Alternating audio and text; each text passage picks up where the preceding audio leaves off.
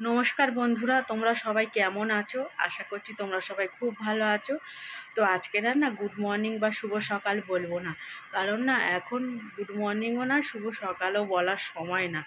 এখন বাজে জানো, তোমরা নিজেরাই দেখে নাও কটা বাজে।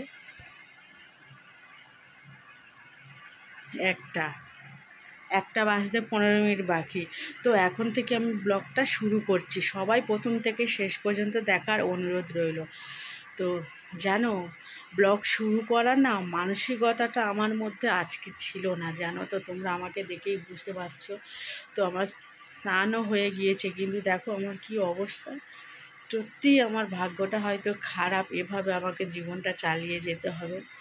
তো কি করব, প্রত্যেক ঝামেলা সত্ত্বেও হওয়া সত্ত্বেও তো রান্না করছি। এই কিছুক্ষণ আগে আমি স্নান করেছি, তো রান্না বসিয়েছি। রান্না তো কিছু ছিল না, তো যেটুকুই ছিল আমি সেটাই দিয়ে রান্না করছি, কারণ রান্না না করলে আরও বেশি ঝামেলাটা বেড়ে যাবে। তো চলো তোমাদেরকে দেখায় আমি কি রান্না করছি না করছি, যতটুকু পারি তোমাদের সাথে সব শেয়ার করব। তোমরা সবাই আমার পাশে থেকো। তো দেখো বন্ধুরা, রান্নার ঘরে না কিছুই ছিল না, তো শুধু ছিল না তো মা লক্ষ্মীর দানা আর অল্প গোটা না ডাল ছিল, আর দুটো আলু পড়েছিল। তো কি রান্না করব বলো তো বন্ধুরা, ভেবে ভেবে পেলাম এক ফোঁটা তেলও নেই, জানো তো ঘরে। ভেবে ভেবে পেলাম যা একটু খিচুড়ি রান্না করি। আর কি করা যাবে বলো, আমার স্বামীর কোনো চিন্তা থাকে না, জানো তো। যদি রান্নার কথা জিজ্ঞাসা করি তাহলে আমার সাথে ভীষণই ঝগড়াঝাঁটি, সব সময় মানে খারাপ খারাপ কথা, বাজে বাজে কথা আমাকে বলে, জানো তো। আর আমার কাছে যতক্ষণ টাকা পয়সা থাকে আমি সংসারের জন্য বাজার হাট সমস্ত জিনিস করি, জানো তো। নিজের শখ শান্তিটার কথা আমি কোনো দিনও ভাবি না। ভালো কাপড় জামা থেকে শুরু করে ধরো, এখন বলো আমার তো সাজতে কি ইচ্ছা করে না? সবাই যেরকম ভালো কাপড় জামা পরে, এগুলো তো আমারও ইচ্ছা করে, কিন্তু সেই ইচ্ছাটা না আমি আমার মনের মধ্যে চেপে রেখে দিয়েছি। তো অনেক কষ্ট করে এই বুকের মধ্যে আগলে রেখে দিয়ে না এই সংসারটার মধ্যেই আমি রয়ে গিয়েছি। মাঝে মাঝে ভাবি যে এই সংসারটা ছেড়ে চলে যাব, তারপরে যখন মানে রাগটা যখন থেমে যায় না, তখন ভাবি কোথায় যাব, আমার তো যাওয়ার কোথাও জায়গাই নেই। এটা ভেবেই রয়ে যায় এই সংসার জীবনে, জানো তো। কত আর স্যাক্রিফাইস করব এই সংসারের জন্য। নিজের তো একটা সুখ শান্তি ইচ্ছা অনিচ্ছা তো থাকে বলো, আমার সেটুকু নেই, জানো তো।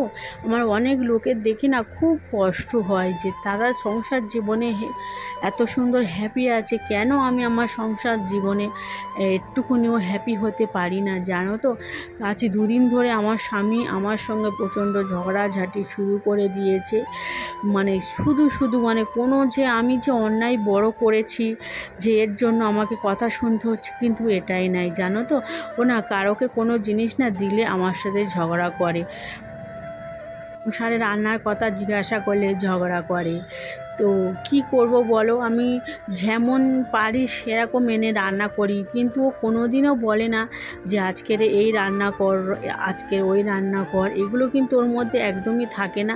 আমি হয়তো একদিন ডাল আলু ভাতে করি, একদিন ডিম সয়াবিন, আর 4-5 দিন ধরে না এই নিরামিষ রান্না করছি, তাও কিন্তু কিছু বলছে না। আর যে বাজার হাট করে আনি, কি আমাকে বাজার হাটে মানে পয়সা দিই, সেটা কিন্তু একদমই দিচ্ছে না বলো। আমার কাছে কত টাকা থাকে, আমি একটা মেয়ে হয়ে আমি কি কোনো ইনকাম করি বলো? যেতটুকুই এদিক সেদিক দিয়ে যেতটুকুই আমার হাতে থাকে না, এই আমাদের গ্রামে যদি মাছ আসে সেই মাছ কিনি। তো এমনকি যে কোনো মাংস থেকে শুরু করে সমস্ত আমার কাছে থাকলে আমি কিনে আনি। আর ও আমাকে রান্নার জন্যে না সমস্ত জিনিস মেপে মেপে দেবে, মানে সেইটা না একবারই রান্না করলে শেষ হয়ে যায়, আবার তার পরের দিন কি আবার দোকান থেকে সেই জিনিসটা নিয়ে আসবে। তো আমি যদি এটা যদি বলি যে একটু বেশি দিতে পারো না, তো বলবে ওকে বেশি দিলে তোরা তো বেশি করে খেয়ে নিবি বলো। আমি বেশি করে খেয়ে নেবো, আর ওকে যদি কোনো একটা বাজারের কথা বলি কি কোনো মানে কোনো কিছু কেনার কথা বলি, বলবে বাবার বাড়ি থেকে খেয়ে আসবি, আমি এখানে তোকে খাওয়াতে পারবো না। ও চায় না, জানো তো, এই সংসার জীবনে মানে আমাদেরকে রাখতে। জানো তো আমাদের কোনো দায়িত্বই নেয় না আমার আর আমার মেয়ের, জানো তো। শুধু আমার মেয়ের মুখের দিকে তাকিয়ে আমি এই সংসার জীবনে আটকে পড়ে আছি, জানো তো। সত্যি আমার যাওয়ার কোথাও জায়গা নেই, যাওয়ার কথাই জায়গা ভুল। মা আছে, বাবা আছে, সবই আছে, কিন্তু কি বলো তো, আমি চাই না তাদেরকে আর কষ্ট দিতে। আমার জন্য তারা অনেক অপমান, অনেক লাঞ্ছনা, অনেক ছোট ছোট কথা, খারাপ কথা ওরা আমার জন্য শুনেছে, জানো তো, আজ 7টা বছর ধরে। আমি চাই না যে আমার জন্য ওরা আরও খারাপ কথা শুনুক, ওদেরকে কেউ বলুক যে মেয়েকে নিয়ে রেখে দিয়েছে, সংসার করাতে চায় না। সেই কথাটা ভেবে না আমি এখানে পড়ে আছি, জানো তো।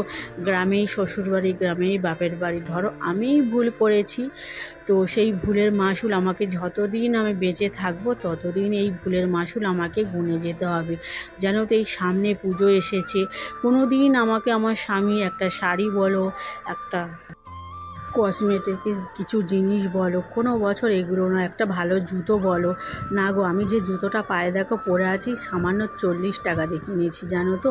ওই যে আমি দিয়েছিলাম ডাক্তারখানায়, হয়তো ওই রাস্তায় ফুটে যে মানে জুতো ঢেলে বিক্রি হয় না, সেই জুতোগুলো থেকে আমি কিনে এনেছি, জানো। সেই জুতোগুলো চলছে, আজ আমার না 6-7 মাস চলে যাচ্ছে জুতোটা, জানো তো।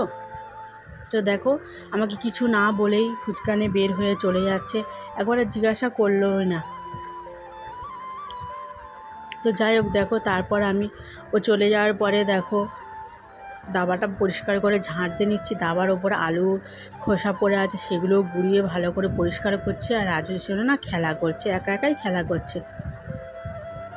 ওদেরকে খেতে দিলাম, সব দুপুরবেলা খাওয়া দাওয়া করলো, কিন্তু একবার এসে জিজ্ঞাসা করলো না যে কী রান্না করেছিস, কি ঘরে কিছু তো ছিল না, এগুলো কিন্তু জিজ্ঞাসা একবারও করলো না। আর হাঁড়ি থেকে নিজেই খিচুড়ি বেড়ে নিয়েই খেয়ে নিল, একবার মানে কোনো জিজ্ঞাসাবাদ উত্তর কিছুই করলো না আমাকে।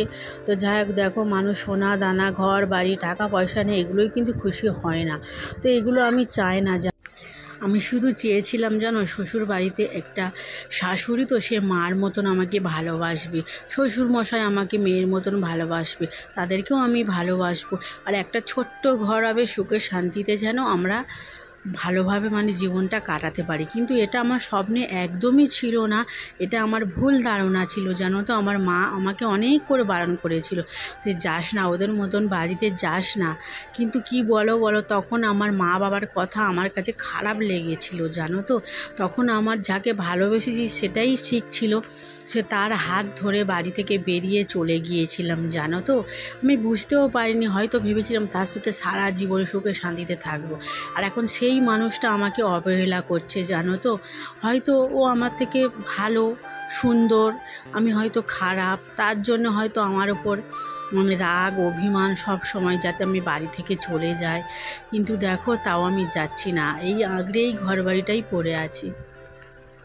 তো দেখো রাজস্বীকে পড়তে দিয়ে এসেছি, আর যখন একা বসেছিলাম না, মন ভীষণই খারাপ লাগছিল, খুব কষ্ট হচ্ছিল, জানো তো। তাই চোখ থেকে না জল এভাবেই পড়ে যাচ্ছিল। তো দেখো আমি দোকানেই বসে আছি।